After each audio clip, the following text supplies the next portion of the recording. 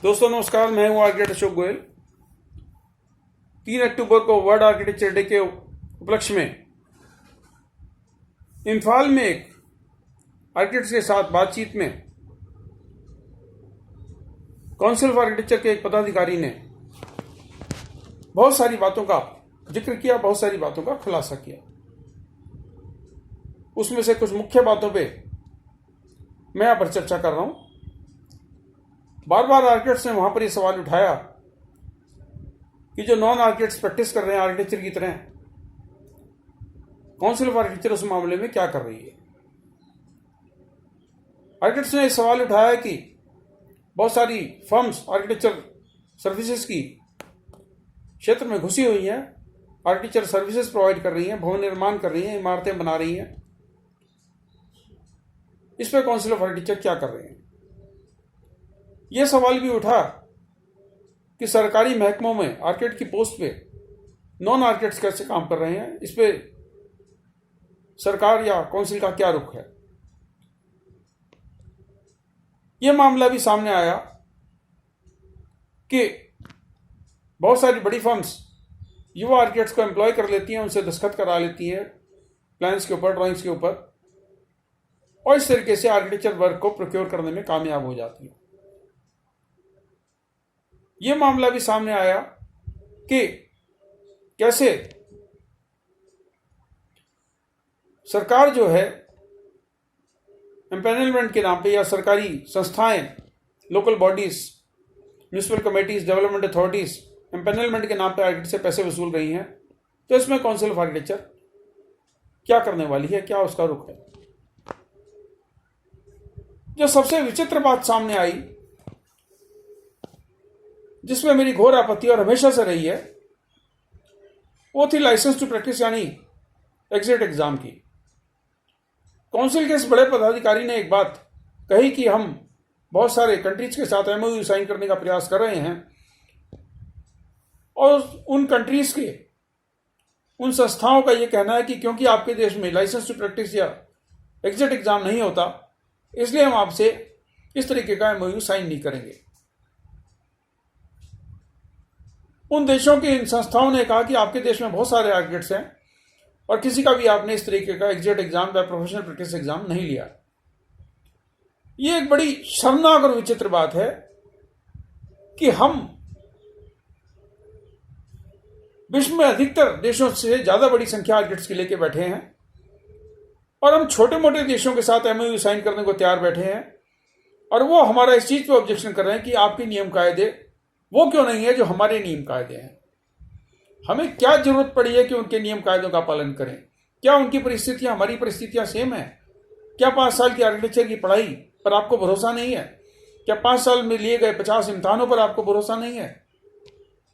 क्यों आप चाहते हैं कि पहले युवा आर्किटेक्ट किसी प्रैक्टिसिंग आर्किटेक्ट के पास 1.5 या 2 साल काम करे, फिर आप उसका प्रोफेशनल प्रैक्टिस का एग्जाम लेंगे, फिर उसके बाद आप उसको लाइसेंस टू प्रैक्टिस देंगे। ये बड़ी विचित्र बात है कि आप विदेशों की चीजों को कॉपी करने की कोशिश कर रहे हैं, अपने देश की परिस्थिति नहीं देखते। आप विदेशों की सड़कें देखिए, अपने देश की सड़कें देखिए, विदेशों में नियम कायदे देखिए, अपने देश के नियम कायदे देखिए, विदेशों में काम करने के तरीके देखिए, अपने काम करने के तरीके देखिए। सिर्फ विदेश में आर्किटेक्ट्स का कैसे रजिस्ट्रेशन होता है उसको आप कॉपी करके अपने देश में लागू करने की कोशिश करेंगे तो भ्रष्टाचार और बढ़ेगा। अब बात करते हैं 3, 4, 5 चीजों की जिसकी मैंने शुरू में चर्चा की। काउंसिल ऑफ आर्किटेक्चर के पदाधिकारी के पास इस बात का कोई जवाब नहीं था कि आर्किटेक्चरल सर्विसेज में अगर दूसरे लोग नॉन आर्किटेक्ट सर्विसेज को प्रोवाइड कर रहे हैं तो इस मामले में क्या किया जा सकता है। उन्होंने, अगर मैं कहूं, पल्ला झाड़ लिया तो उन्होंने बड़े स्पष्ट रूप से कहा कि सुप्रीम कोर्ट का पिछले दिनों एक जजमेंट आया है जिसमें आर्किटेक्चरल सर्विसेज पे रोक लगाने का, नॉन आर्किटेक्ट्स की तरफ से कोई आर्किटेक्ट सर्विस प्रोवाइड कर रहा है तो रोक लगाने का कोई प्रावधान नहीं है। यह सुप्रीम कोर्ट का जजमेंट है जिसमें सुप्रीम कोर्ट ने इस जजमेंट की व्याख्या की थी कि आर्किटेक्ट्स एक्ट में ऐसा प्रावधान नहीं है कि नॉन आर्किटेक्ट्स आर्किटेक्चरल सर्विसेज नहीं दे सकते।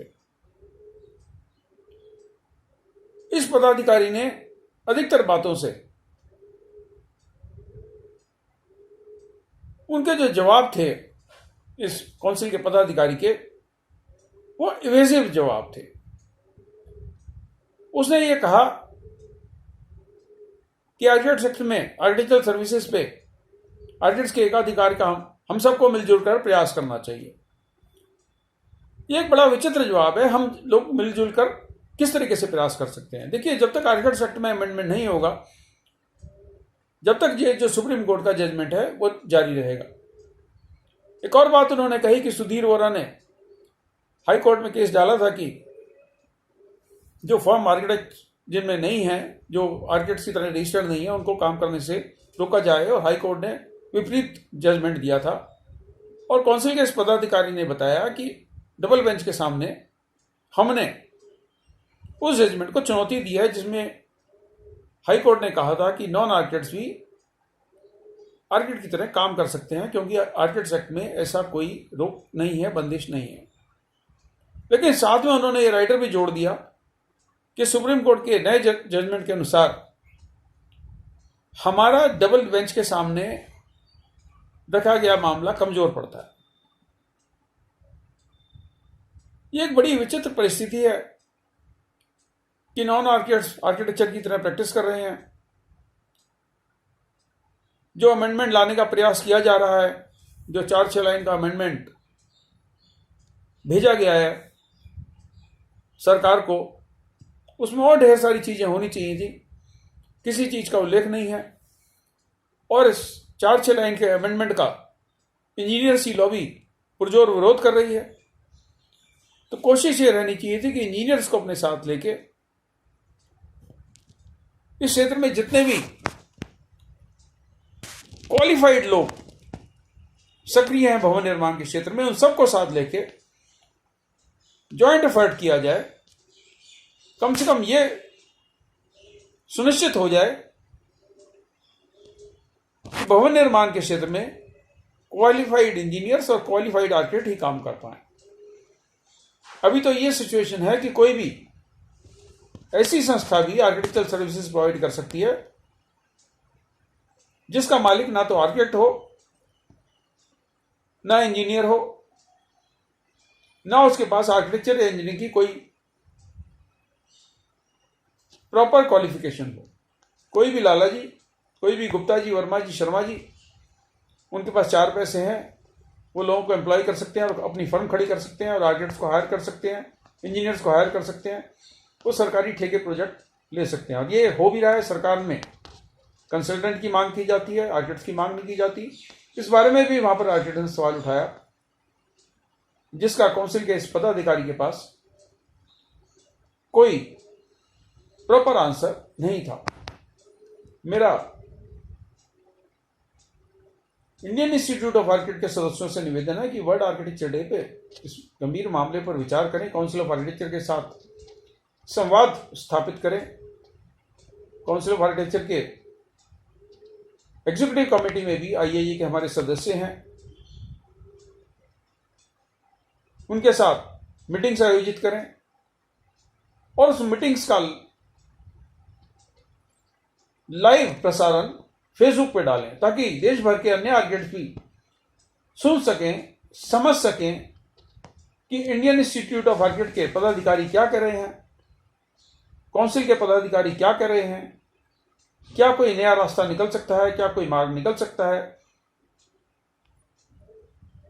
भल्ला कमेटी का जिक्र किया था काउंसिल ऑफ आर्किटेक्चर इस पदाधिकारी ने, कि कौन से जमाने में भल्ला कमेटी बैठी थी, कब उसके रिकमेंडेशन थे, और उसी भल्ला कमेटी के रिकमेंडेशंस को अगर आप आज भी पकड़ के बैठे हैं तो आर्किटेक्ट्स की जो अन्य समस्याएं हैं उनको तो आप हल नहीं कर पाएंगे। और युवा आर्किटेक्ट्स के मार्ग में एग्जिट एग्जाम या लाइसेंस टू प्रैक्टिस एग्जाम की एक योजना लाके अब उनके मार्ग में रोड़े अटकाएंगे। सिविल इंजीनियर्स कोई एग्जिट एग्जाम नहीं लेते, नॉन आर्किटेक्ट्स प्रैक्टिस करने के लिए स्वतंत्र है, उनका कोई एग्जिट एग्जाम नहीं होता, और पढ़े लिखे आर्किटेक्ट्स का आप एग्जिट एग्जाम लेंगे। इस तरह की योजनाएं आर्किटेक्चर के क्षेत्र में, युवा आर्किटेक्ट्स के क्षेत्र में मददगार साबित नहीं होंगी। मेरा आईआईई के वरिष्ठ सदस्यों से निवेदन है कि काउंसिल के साथ तालमेल बना के, उनके साथ सहयोग करके इस तरह के कुछ रास्ते निकालें कि आर्किटेक्चर और आर्किटेक्ट्स का सिर्फ अस्तित्व खतरे में न हो। शुभकामनाएं, नमस्कार।